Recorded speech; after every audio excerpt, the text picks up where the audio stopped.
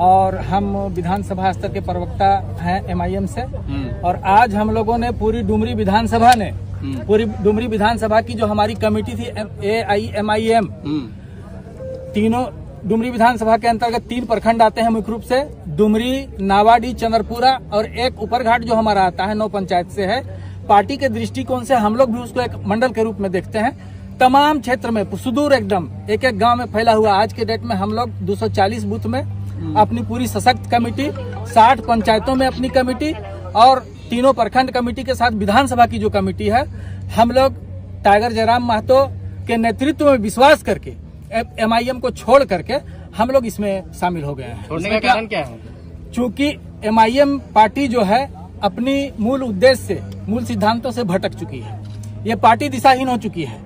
Party को क्या करना चाहिए उनके केंद्रीय नेतृत्व को समझ में ही नहीं आता है। आपके उद्देश्य की पूर्ति जयराम महतो कैसे करेंगे? निश्चित रूप से करेंगे। जिस उद्देश्य के लिए हम लोग अलग राज्य की लड़ाई लड़े थे, यहाँ जब अलग राज्य बना, सरकारें बनी, शिबू सोरेन जी से लेकर के जितनी भी क्षेत्रीय पार्टियां जो झारखंड के लिए लड़ती थी, जब सत्ता में आई तो झारखंड अलग करने का जो मूल उद्देश्य था हमारा, उसका कहीं कोई नामो निशान नहीं। आज झारखंड के जो युवा बेरोजगार पढ़ लिख रहे हैं, बेरोजगार हो रहे हैं, यहाँ पलायन की सबसे बड़ी समस्या और सबसे ज्यादा हम कहेंगे कि डुमरी विधानसभा में ये समस्या है। तो ये तमाम चीजों, नियोजन नीति से लेकर के रोजगार का मसला हो, चाहे किसी भी तरह का विस्थापन का मसला हो, इसकी ही लड़ाई तो जयराम महतो जी लड़ रहे हैं, स्थानीय नीति वगैरह।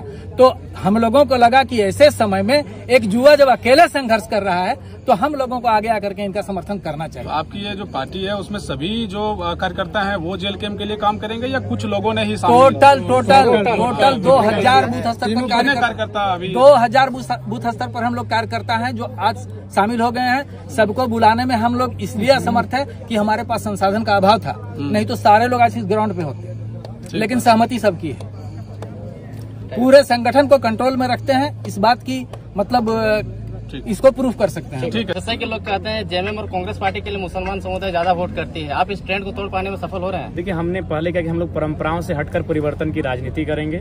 जो लोग अपने वोटर्स को पारंपरिक वोटर मानते हैं, सीट को पारंपरिक मानते हैं, उनको इस बार अंदाजा लग जाएगा कि परंपरा को चुनौती देने के लिए जयराम महतो का राजनीति में आगमन हुआ है।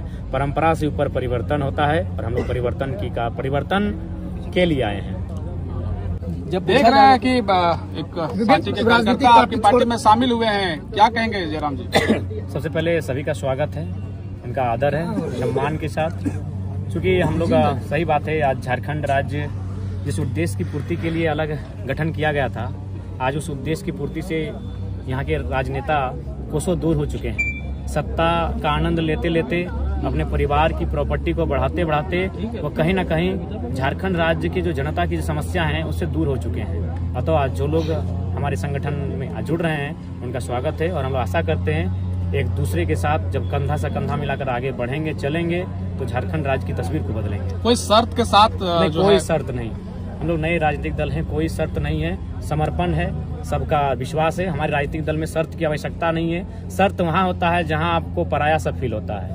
हम लोग अपने हैं, शर्त की कोई आवश्यकता नहीं। आपके जो मन में जो मांग उठेगी उस मांग को आपके मन से बाहर आने से पहले पूरी कर दी जाएगी। कितना मजबूत महसूस कर रहे हैं जयराम महतो इस बार, क्योंकि बहुत सारे मुसलमान समुदाय एक साथ ज्वाइन किए हैं? जी, अगर राज्य की बात करें तो अल्पसंख्यक समुदाय, जिनकी आबादी बहुत बड़ी आबादी के रूप में जानी जाती है, और हम लोगों ने सामाजिक न्याय को स्थापित करते हुए 6 विधानसभा सीटों से अल्पसंख्यक समुदाय के प्रत्याशी को चुनाव के मैदान में उतारा भी था।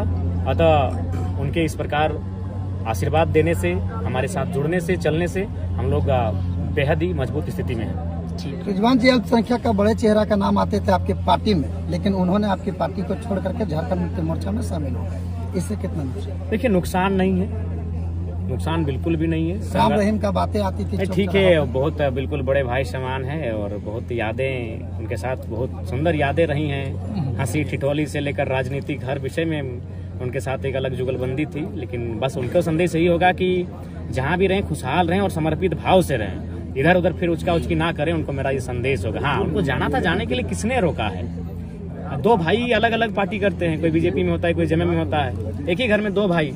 लेकिन अगर वो भाई साहब हमारे जाना ही था तो बस यही एक मलाल और टी से जो हम हर बार कहेंगे, नॉमिनेशन से पहले चले जाते हैं। आपने डुमरी और बेरमो 2 विधानसभा से चुनाव लड़ रहे हैं। अगर दोनों विधानसभा से आप जीतते हैं, एक जगह तो देखिए, ये हमारी जनता तय करेगी। इसी प्रकार ये खुला मैदान होगा, यहाँ पर अपनी जनता को आमंत्रित करेंगे और उन्हीं से पूछेंगे कौन सी सीट में हम रहेंगे। चुनाव जीतने के बाद पहली प्राथमिकता क्या रहेगी डुमरी विधानसभा की? देखिए, डुमरी जो पिछले विधानसभा 24 सालों में आज तक काम नहीं देखिए, डुमरी विधानसभा में हम लोग प्रयास करेंगे जो पलायन की स्थिति जिसे आज भाई साहब बखान कर रहे थे उसे रोकने के लिए हम लोग एक नए विकल्प की ओर बढ़ेंगे।